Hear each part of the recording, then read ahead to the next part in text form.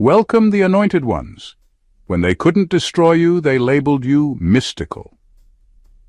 Because nothing terrifies insecure minds more than a soul they can't calculate. Chosen ones. What do you call it when you vanish from every trap, slip through every snare, and emerge stronger from every setup like you were never even touched? Most call it luck. Your enemies? They're calling it sorcery. And deep down, they're kinda hoping you're not from this planet. Here's a fact. According to psychology, when people encounter something they can't explain, their brain enters a state called cognitive dissonance. That's a fancy way of saying they short-circuit and start assigning supernatural reasons to completely natural genius. So now they're staring at you like, how did they bounce back like that?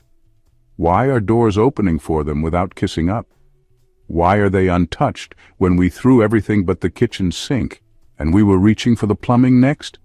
And that's when the whispers start. Witchcraft, dark magic, aliens, or maybe they're just lucky. Spoiler, it's none of the above, you're just chosen. But here's the kicker. You're not doing the impossible. You're doing what's inevitable when someone is walking in divine alignment. But to them, it looks like you're doing magic tricks backstage with God. So buckle up, because in this video, we're about to expose why your very existence is freaking people out, how you became their biggest unsolved mystery, and why people who once mocked you now secretly suspect you're on your second life. And this time, you came with instructions. Welcome to the show. And no, there's no rabbit in the hat, just undeniable power they can't wrap their heads around. Let's get into it. Number 1. Your survival was never logical. It was tactical, spiritual engineering. Your survival doesn't make sense to most people because, logically, you were supposed to break. If someone looked at everything you've been through, the betrayals, the setups, the emotional isolation, the financial sabotage, the spiritual warfare, they'd expect you to be crawling, not walking.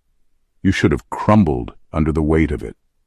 That's why your enemies look at you like you're performing some kind of illusion. They know what they did, they know what they said, they know the traps they set. And yet somehow, you're still standing, still rising, still unshaken. It's not just shocking to them, it's offensive. It goes against the cause and effect formula they've always trusted. That if they apply enough pressure, they can break anyone. But you're not just anyone. You were spiritually engineered to survive what others couldn't. You weren't thrown into chaos to be crushed. You were placed there to activate dimensions of yourself you wouldn't have discovered in comfort. Everything that was designed to hurt you ended up training you instead. And that right there is what they can't wrap their minds around. They thought they were taking you out, but they were unknowingly participating in your preparation. They were creating the exact conditions needed for your spiritual intelligence, resilience, and inner power to wake up. Most people use their intellect to navigate life. You were forced to use your spirit. And once you tapped into that realm, you stopped playing by earthly rules. That's when the panic started. Because now they're dealing with someone who doesn't need validation, doesn't flinch at threats, and doesn't crumble under pressure. Someone who doesn't react the way they expect. Someone who doesn't beg, doesn't chase, and somehow keeps advancing even when everything is stacked against them. So now they whisper behind your back, they throw around words like witchcraft, manipulation, or luck. But deep down they know they're witnessing something rare, something they can't control or predict. You're not defying logic, you're just living proof that divine strategy will always outmaneuver human sabotage. You weren't built to be explainable, you were built to be unstoppable. And the fact that you keep doing what should be impossible, that's why they're scared. Because nothing is more dangerous than a chosen one who figured out who they really are. Number 2, they didn't just fail to destroy you, they accidentally polished a weapon. Your enemies didn't just fail to destroy you, they ended up making you sharper. That's the part they're struggling to live with. All the attacks, the lies, the attempts to humiliate you, the way they tried to isolate you, it didn't break you, it refined you. They thought they were weakening you, but every blow became a lesson. Every betrayal became a blueprint. Every setback rewired your instincts. You didn't just survive their schemes, you studied them while walking through the fire. And now? You've become the kind of person who sees manipulation before it even enters the room. They were counting on you reacting emotionally. They were banking on you losing your temper, spiraling into self-doubt, or trying to prove yourself, but instead you grew quiet. You started watching. You started thinking. You started seeing how people move when they think you're weak. And in that silence, you became lethal, not in a loud or violent way, but in a way that's spiritually strategic. You became the kind of person who can't be baited, can't be shaken, and can't be controlled. You became a problem they can't solve. What makes it worse for them is that you didn't just bounce back, you leveled up. They're watching you grow, succeed, and move forward while they're stuck, still trying to figure out why their traps didn't work. But the truth is, they were never dealing with a victim. They were dealing with a weapon still under construction. The fire didn't consume you, it forged you. And now you move with a different kind of confidence. Not the kind that shows off, but the kind that shows up, quietly, powerfully, unapologetically. They're not just scared of what you survived, they're scared of what you became because of it. You're no longer the same version of yourself that they once had access to. You're sharper, wiser, less tolerant of nonsense, more protective of your peace. You no longer look for closure or explanations. You've outgrown the need to convince anyone of your worth. And when someone evolves like that, when pain turns into clarity and betrayal turns into armor, that's terrifying to people who thought they broke you. Because now they realize they didn't stop you. They accidentally upgraded you. Number 3, you vanished from their grip because they were never holding the real you. They thought they had you figured out. They thought they knew how to control you, how to get reactions out of you, how to predict your next move. But what they didn't realize is they were never dealing with the real you. They only had access to your surface, the part you allowed them to see. The real you was never in their reach. That's why they're so confused now. That's why they can't understand how you slipped out of situations they carefully crafted to trap you. They were playing chess with a decoy, while the real version of you was quietly moving on a completely different board. That's why their strategies failed. That's why their manipulation didn't stick. They were using tactics that only work on people who are fully exposed, who are desperate for validation, who are emotionally dependent. But you weren't any of that. You were guarded, even when you were smiling. You were watching while they were performing. You were 3 steps ahead, even when you played along. You let them believe they were winning, because you understood the power of silence, timing, and self-control. And when you finally pulled back for good, it felt to them like you disappeared into thin air. That's not magic. That's divine awareness. They were trying to destroy a version of you that was never fully there to begin with. And now they're frustrated because they can't get a grip on you. They can't read you. They can't provoke you.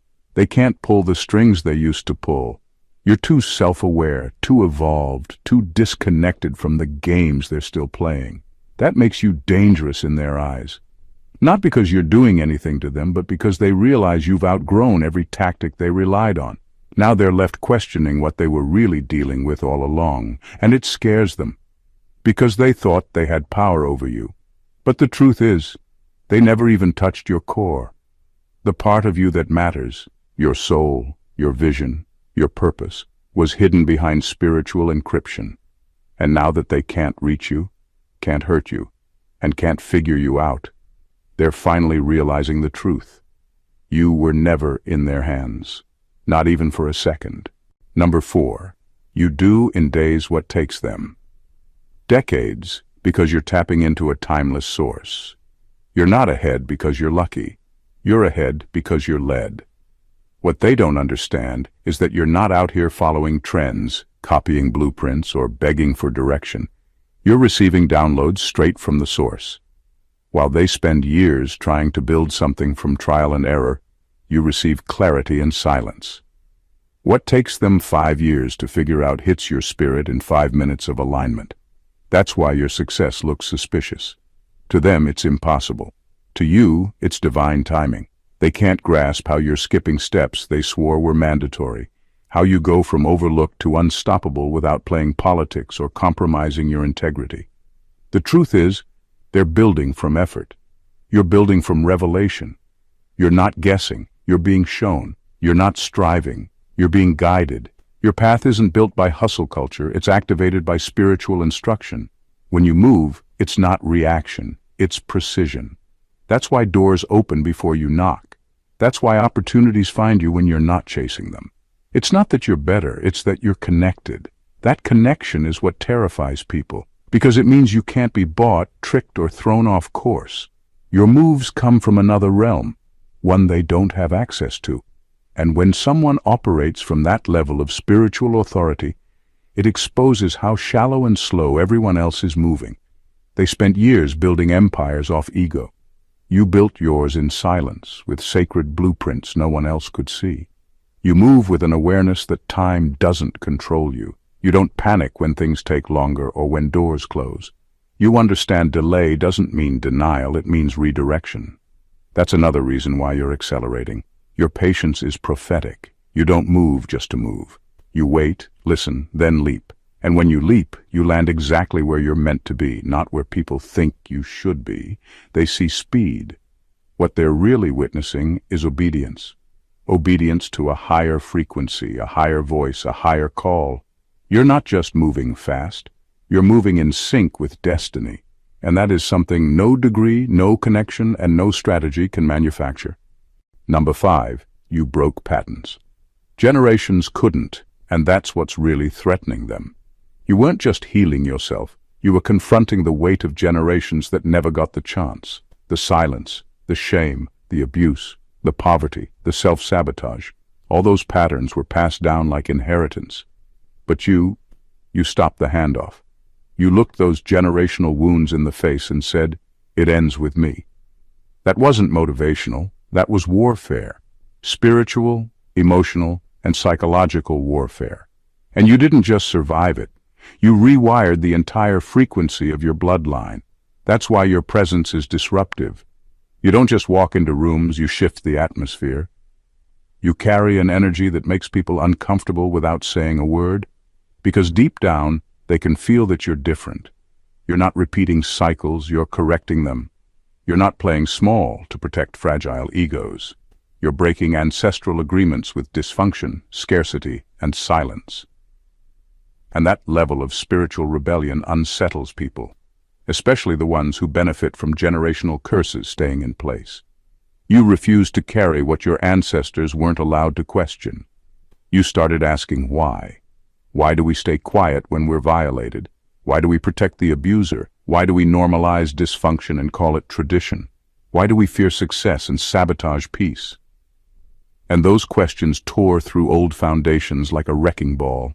You didn't ask for permission to break the curse. You were born with the authority to do it. And the moment you started walking in that truth, your light became a threat to every shadow still hiding in your family line. That's why some people in your bloodline act strange around you now. That's why old friends feel distant, because whether they know it consciously or not, they can sense that you are not here to maintain the old order. You're here to dismantle it. You're a walking reset button for the dysfunction that once ruled your lineage. And yes, that level of transformation is threatening, not just to demons, but to the people who unknowingly partnered with them. But here's the truth. They had generations to do what you did. They had lifetimes to choose freedom. You chose it now. And that choice rewrote the contract for everyone who comes after you. That's not just healing, that's legacy. Number 6. You're not a mystery, you're a mirror. They don't hate you because you're strange. They hate you because being around you reminds them of everything they gave up on. You walk into a room and without saying a word, people feel exposed. It's not your fault.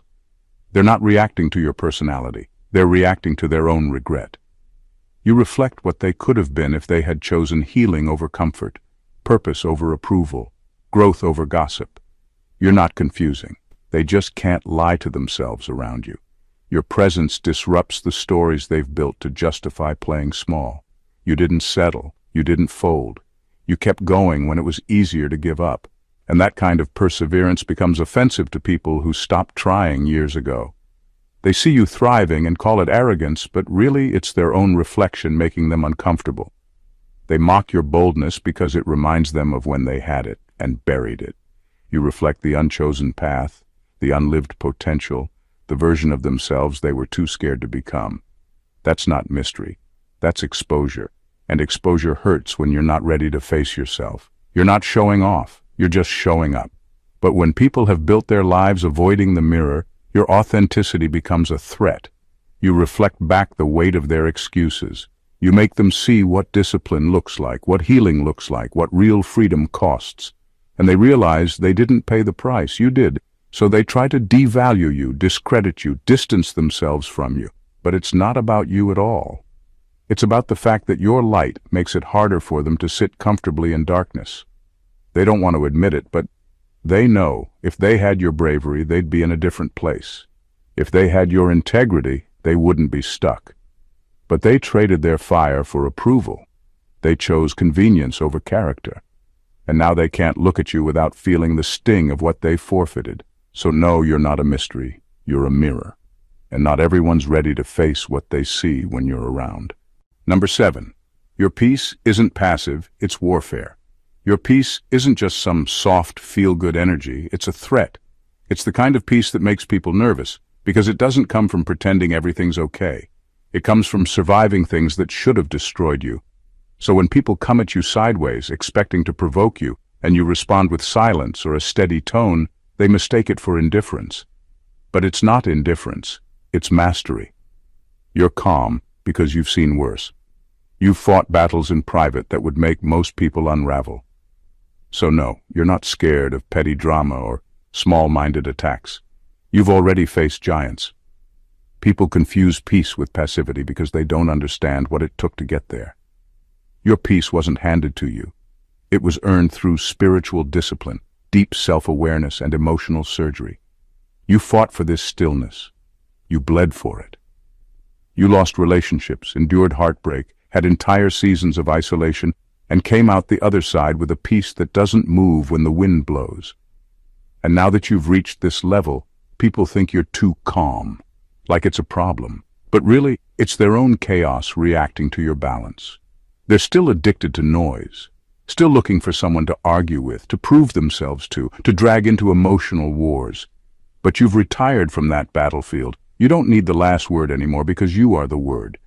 You don't need to clap back because your peace already speaks louder than any insult. That's stillness?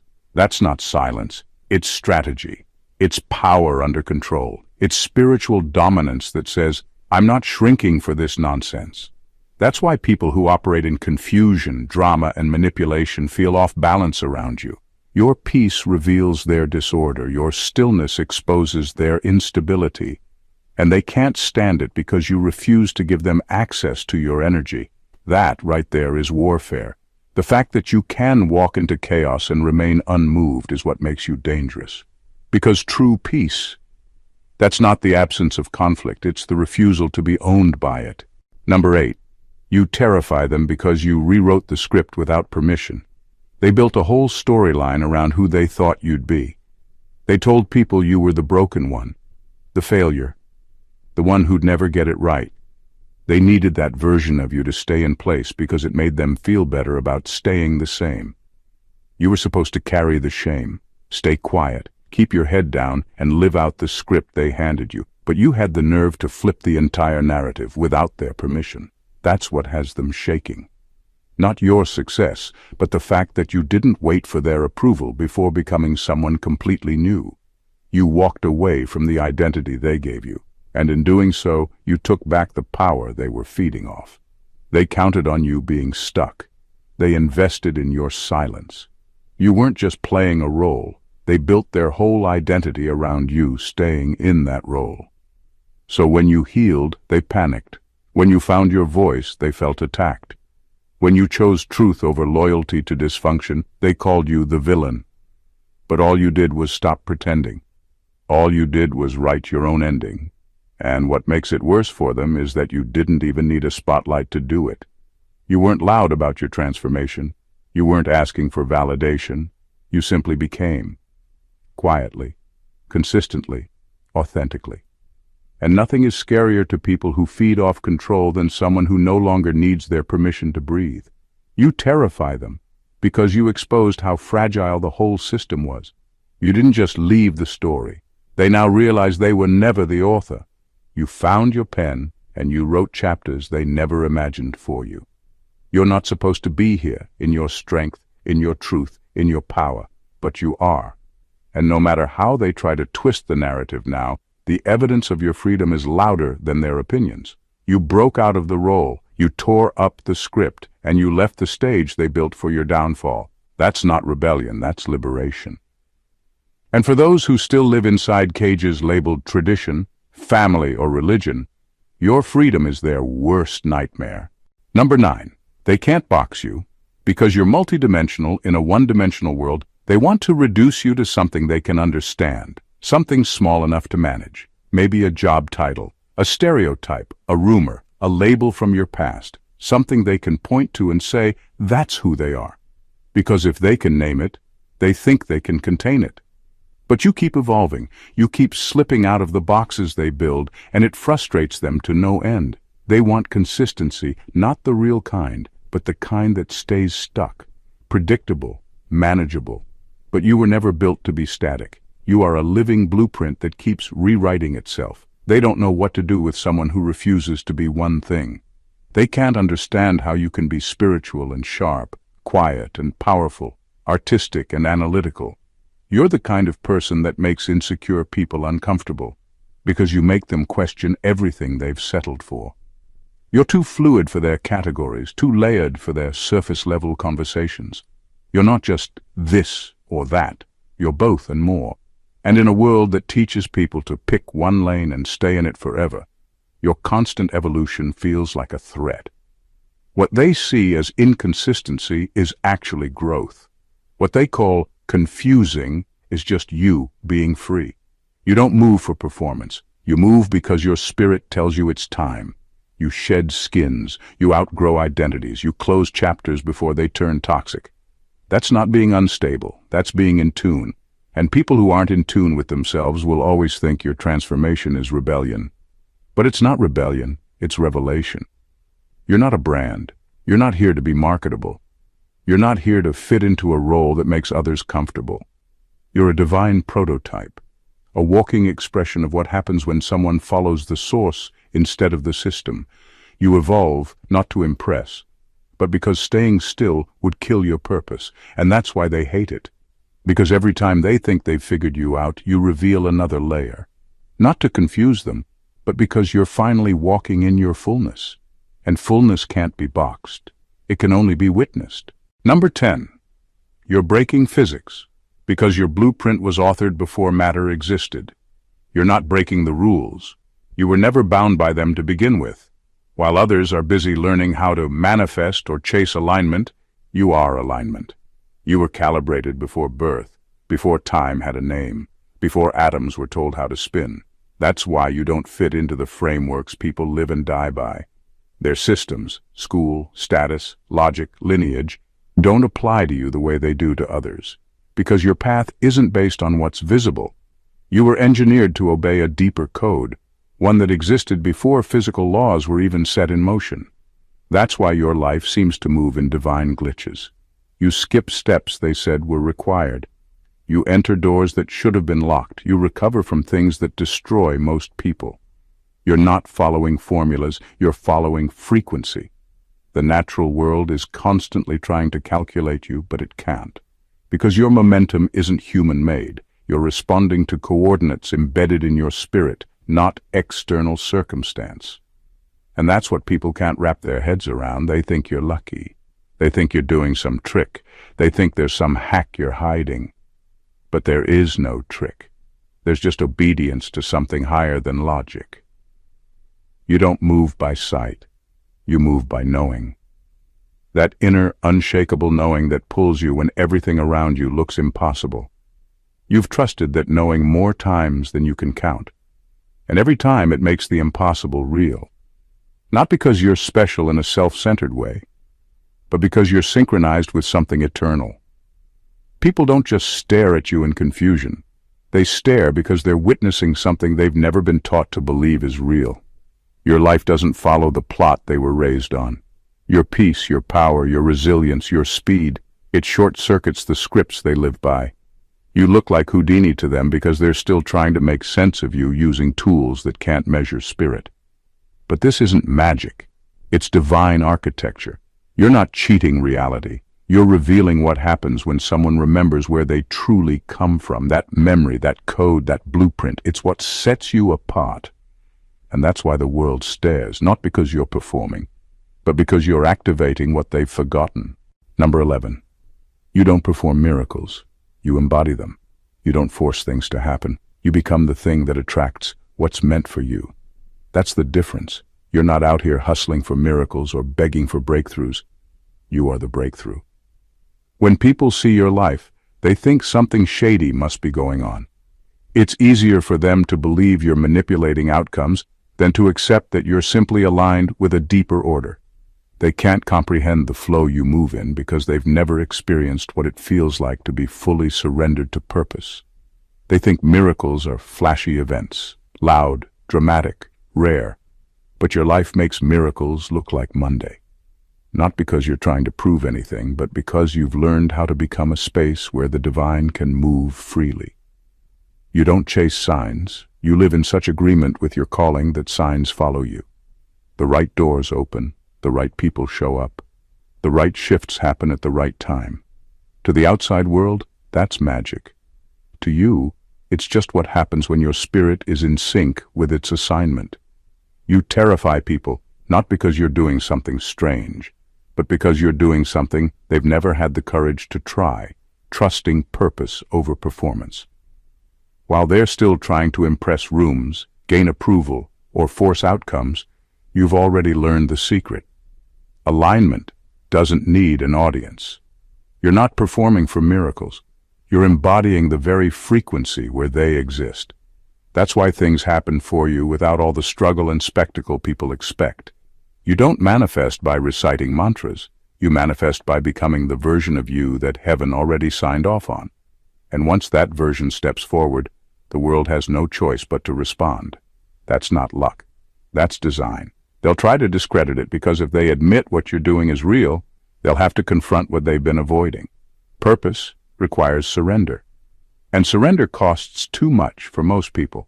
But you paid the price. In silence. In private.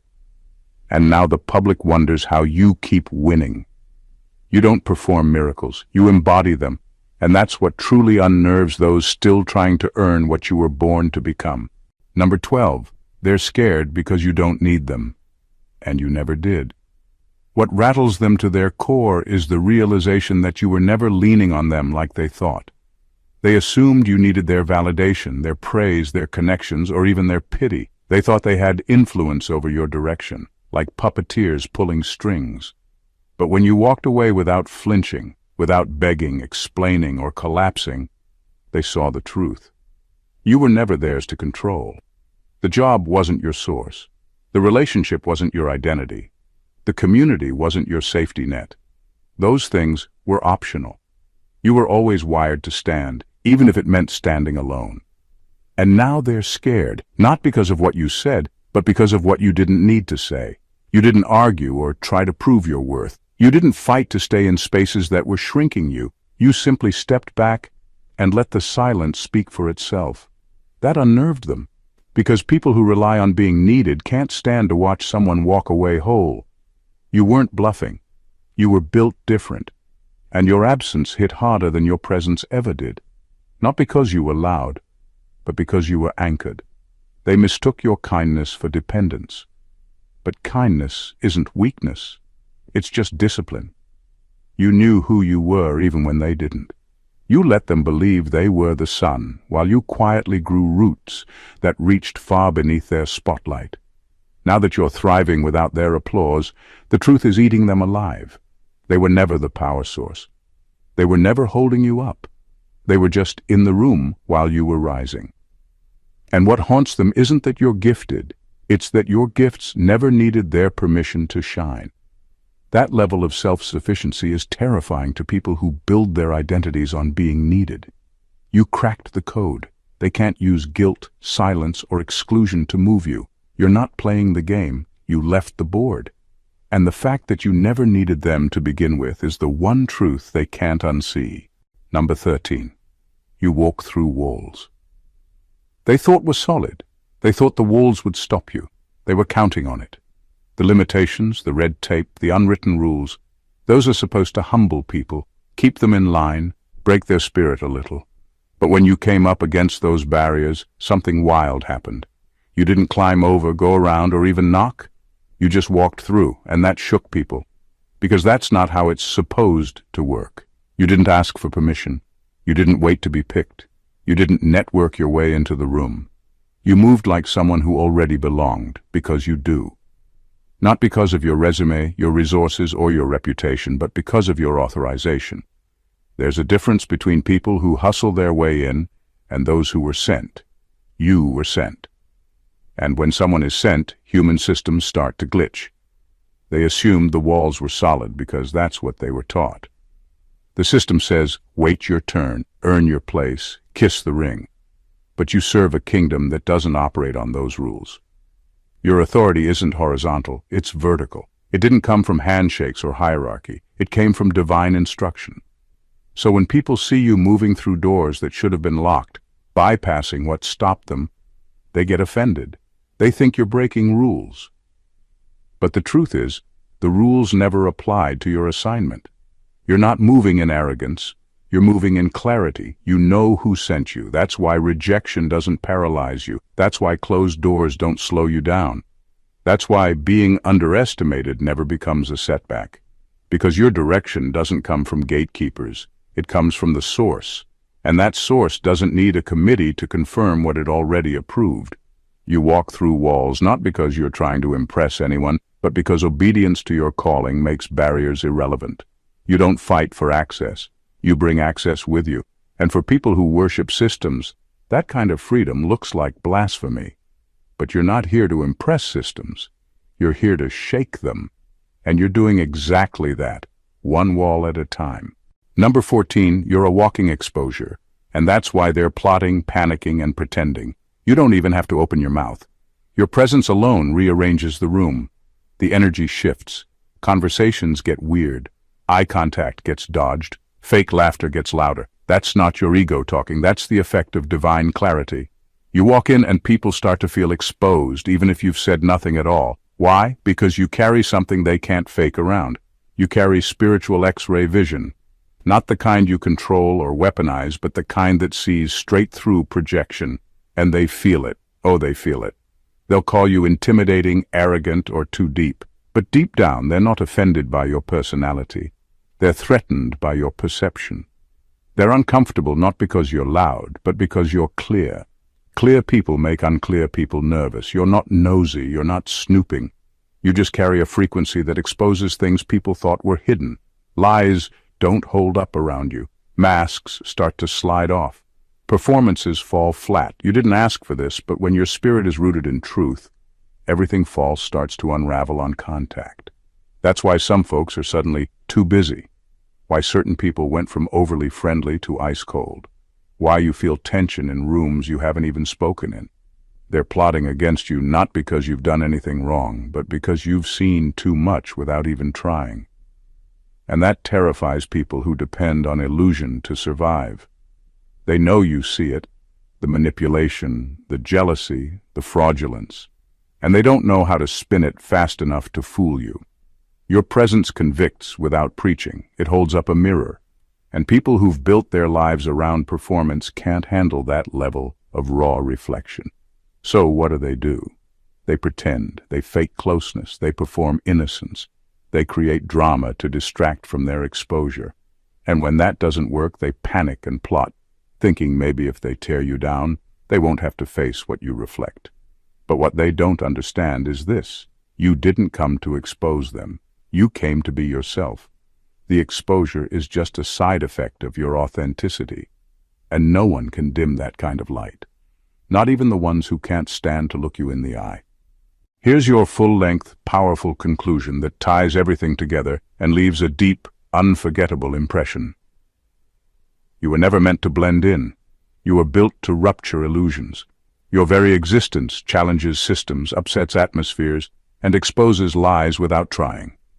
You're not doing the impossible. You are the impossible in human form. People stare at you like you're Houdini, not because you're performing magic, but because they're watching something they've never had the faith to become, fully aligned. Let them call it luck. Let them say it's coincidence. Let them whisper and wonder and build theories around your life. What they're witnessing is the raw proof of what happens when someone refuses to serve fear, tradition, and small thinking. You move differently because you're powered differently. You don't run on ego, you run on assignment. That's why what breaks others barely bends you. That's why what takes others decades happens for you in days. That's why walls don't hold you. That's why fake people flee from you. You're not here to play the role they assigned. You're here to walk in the role heaven wrote. And the truth is, your greatest threat has never been your talent.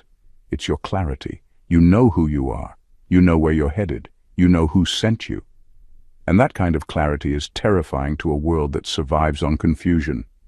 Your independence from their approval exposes their dependence on being needed. Your peace under pressure exposes their internal chaos.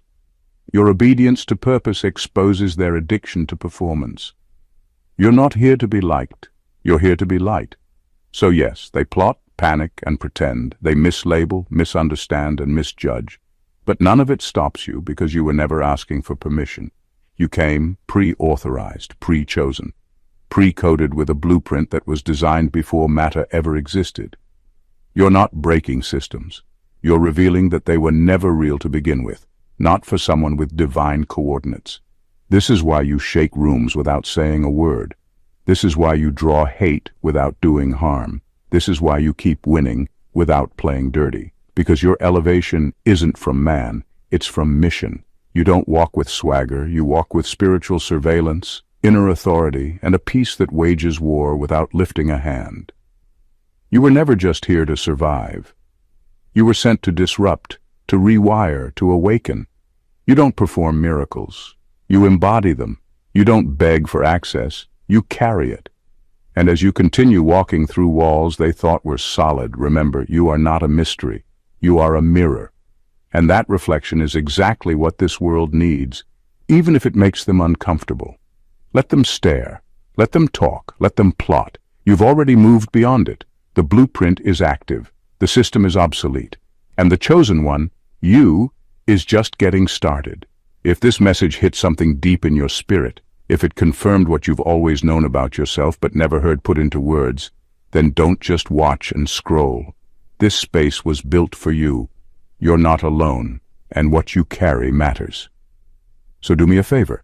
Hit that subscribe button, not just to support, but to stay connected to content that speaks directly to your spirit. Like this video if it resonated, because that simple click helps push this truth out to more chosen ones who need to hear it. Drop a comment below. Tell me which part spoke to you most, or just say, I'm still standing. Your words might be the exact confirmation someone else needs. And share this with someone you know is walking through fire right now with divine authority and doesn't even realize it yet. This isn't just content, it's confirmation. And the more we connect, the more this community becomes a space where the misunderstood finally feels seen. Thank you for watching. Now go out there and keep walking through walls. They weren't real anyway. God bless you.